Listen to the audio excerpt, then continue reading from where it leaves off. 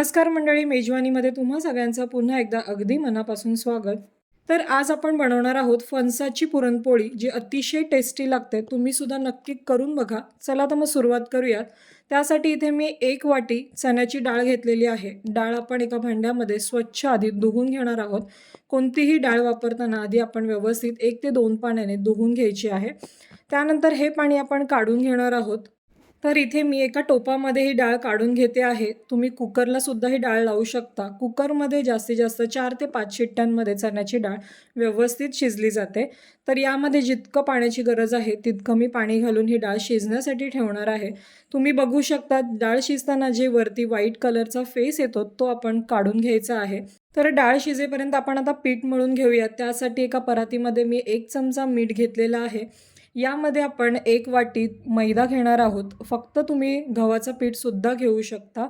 तर इथे मी 1 वाटी मैदा आणि 3 वाटी गव्हाचं पीठ घेते आहे.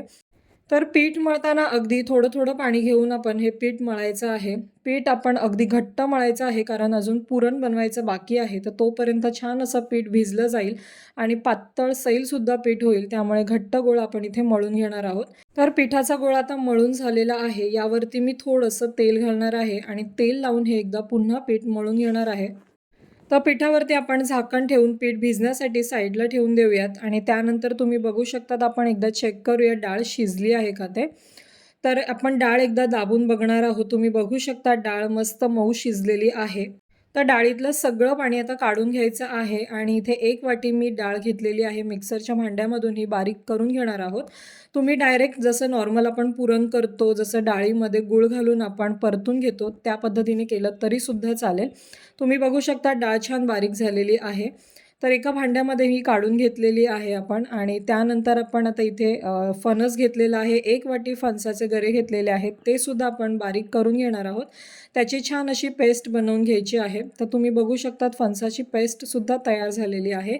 1 वाटी फणसाची पेस्ट आणि 1 वाटी गूळ घ्यायचा आहे. तुम्हाला जर कमी गोड हवं असेल तर थोडा गूळ कमी केला तरीसुद्धा चालेल. तर आता आपण पुरण परतून घेणार आहोत. त्यासाठी 1 चमचा मी तूप घेतलेला आहे. त्यामध्ये फणसाची पेस्ट घालते मी.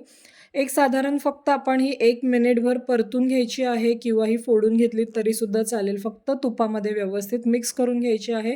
त्यानंतर इथे मी गूळ घालते आहे. तर अगदी स्लो गॅसवरती आपण हे मिश्रण परतून घ्यायचं आहे. फक्त गूळ आपला विरघळायला हवा. तर गूळ विरघळून घ्यायचा आहे आणि त्यानंतर यामध्ये आपण जी चण्याची वाटून घेतलेली डाळ आहे ती घालणार आहोत. तुम्ही बघू शकतात गूळ छान असा विरघळलेला आहे. तर आता यामध्ये आपण घालणार आहोत चण्याची डाळ. तर अख्खी चण्याची डाळ जी शिजवून घेतली होती ती तुम्ही डायरेक्ट घातली तरीसुद्धा चालेल, कारण हे पुरण झाल्यानंतर पुन्हा एकदा आपल्याला हे वाटून घ्यायचं आहे. तर तुम्ही बघू शकतात आता हे ओलसर आहे. जसं आपण पुरण परततो त्याचप्रमाणे आपल्याला घट्ट होईपर्यंत हे पुरण परतून घ्यायचं आहे. फणसामध्ये थोडंसं प्रमाण असतं पाण्याचं, त्यामुळे हे थोडं परतायला वेळ लागतो किंवा छान असं घट्ट व्हायला वेळ लागतो.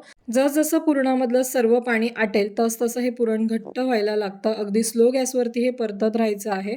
तुम्ही बघू शकता छान असा याला आता घट्टपणा आलेला आहे. तर आता वरतून मी घालणार आहे अर्धा चमचा सुंठ पावडर. यामुळे छान टेस्ट येते आणि 1 चमचा वेलची पावडर घालते. यामुळे पुरणपोळी जी आहे ती मस्त टेस्टी होते. आता हे तुम्ही गॅस बंद करू शकता. तुम्हाला थोडंफार ओलसर दिसत असेल, पण थंड झाल्यानंतर हे छान असं सुटसुटीत होईल. किंवा जर तुमचं ओलसरपणा जर राहिला असेल तर तुम्ही फ्रीजमध्ये ठेवलं तरीसुद्धा व्यवस्थित पुरण सेट होईल. त्यानंतर तुम्ही बघू शकतात कणिक खूप छान मस्त मऊ झालेली आहे, छान अशी भिजलेली आहे. तर त्यावरती मी पुन्हा एकदा थोडंसं तेल लावून आता छान मळून घेणार आहे. पुन्हा कणिक व्यवस्थित मळून घ्यायची, म्हणजे मस्त पोळ्या मऊ आणि लुसलुशीत होतात. तर आता एक उंडा आपण जसा चपातीचा घेतो त्याच पद्धतीने उंडा घ्यायचा आहे आणि याला वाटीचा शेप द्यायचा आहे. तर तुम्हाला जर हे जमत नसेल तर छोट्या 2 पोळ्या लाटून मध्ये पुरण ठेवून सुद्धा तुम्ही करू शकतात.